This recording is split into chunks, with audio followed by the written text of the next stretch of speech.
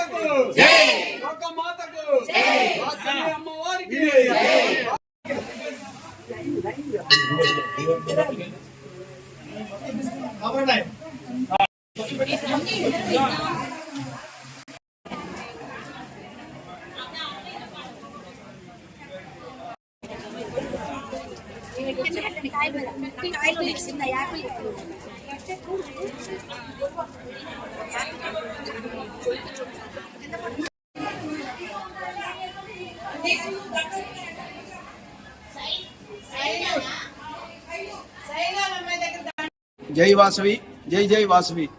ఈరోజు శ్రీ కన్యకాపరమేశ్వరి దేవస్థానానికి ఆరగ్రహారంలో ఉన్న కన్యకాపరమేశ్వరి అమ్మవారికి సుమారుగా 200 మహిళలతోటి, సుమారుగా 63 రకాల పళ్ళతోటి అమ్మవారికి భారీగా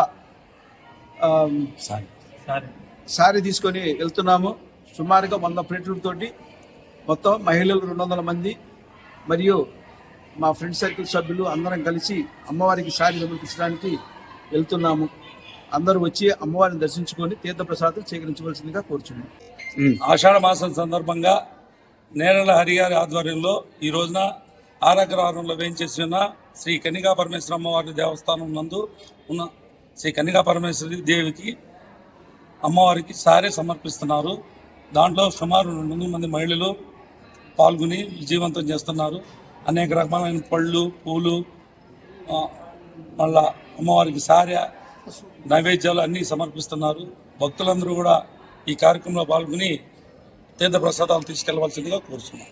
ఈరోజు ఆషాఢ మాసం సందర్భంగా అమ్మవారికి ఏ ఉత్సవంలో అయినా సరే పాల్గొనే భక్తుడు నేరెళ్ల హరిప్రసాదరావు గారి ఆధ్వర్యంలో రకరకాల పళ్ళతోటి, రకరకాల పూలతోటి, సుమారు 60 రకాల పళ్ళెలతోటి స్వామి అమ్మవారికి నైవేద్యం సమర్పించి 200 మంది సభ్యులతోటి ఘనంగా ఊరేగింపుగా వచ్చి సారిని సమర్పించారు. అమ్మవారి కృపా కటాక్షాలు ఎల్లప్పుడూ ఆయనకి ఉండాలని కోరుకుంటూ రాయవరపు అశోక్ కుమార్.